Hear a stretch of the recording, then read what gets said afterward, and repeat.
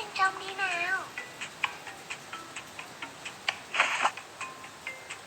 Hi.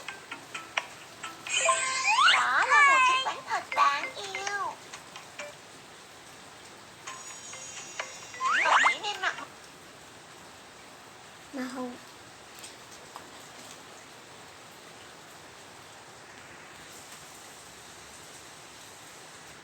màu gì khi đến bữa tiệc nhỉ?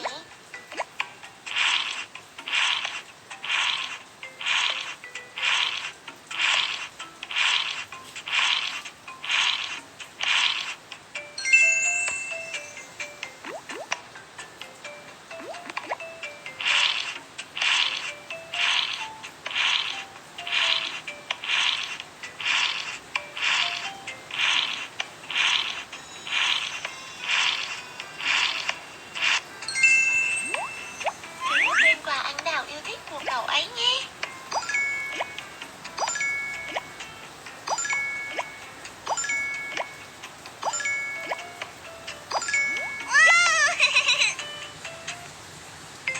Chúng ngầm đến định trốn ở đâu đó. Bạn có thể tìm thấy chúng không vậy? Đó là kẹo dẻo marshmallow nhẹ ngọt.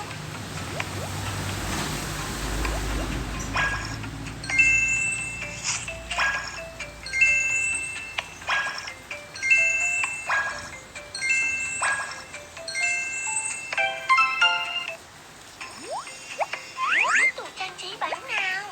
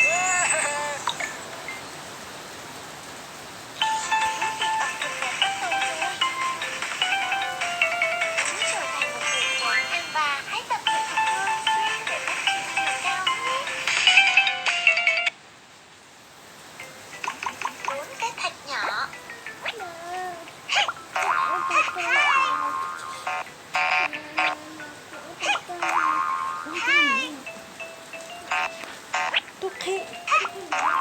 Hai.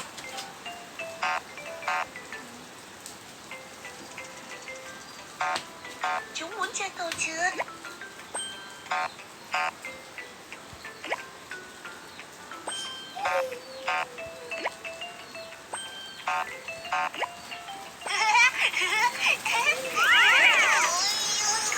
Chúng bị mắc kẹt rồi.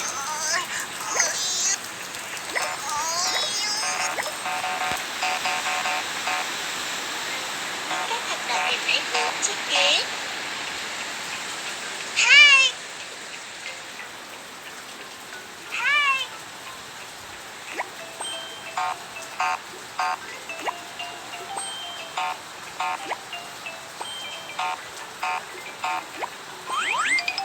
Giờ ăn rồi.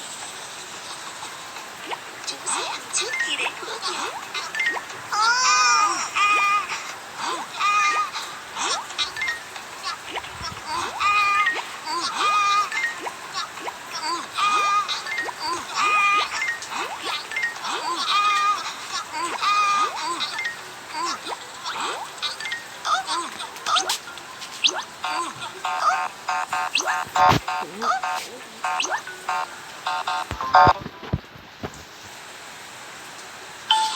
Bữa tiệc ẩm thực đã bắt đầu rồi. Trẻ không thể ăn được thịt. Các bé nên hỏi ý kiến cha mẹ trước khi ăn thịt. Anh nhìn kìa, có một ổ bánh mì trong túi.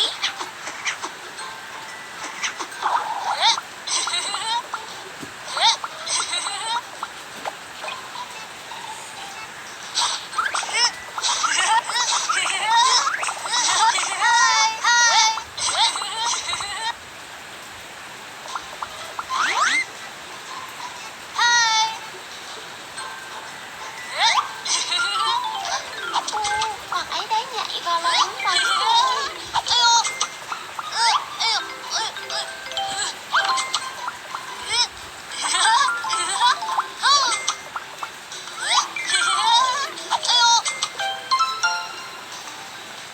Những bánh mì đã chuyển sang màu vàng thật đẹp.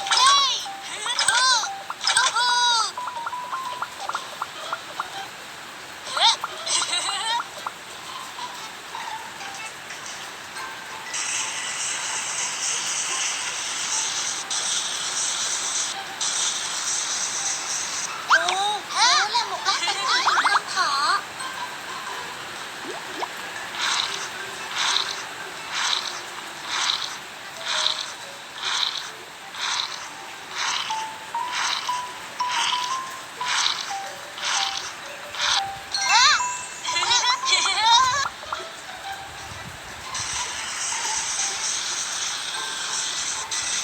Thật tuyệt vời. Đó là một bát bánh mì hình con gấu.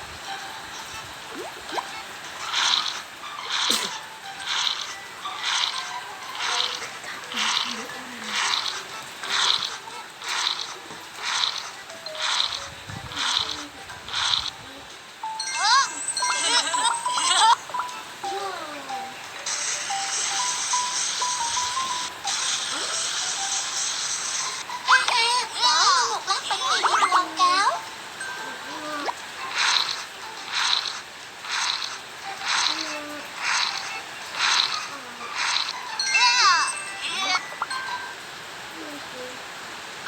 Bữa tiệc ẩm thực đã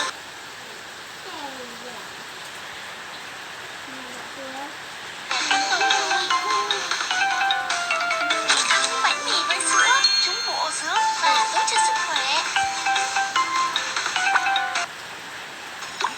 Hãy cùng đoán những gì được nấu bên trong đi nào. Đó là một chiếc bánh thật đáng yêu.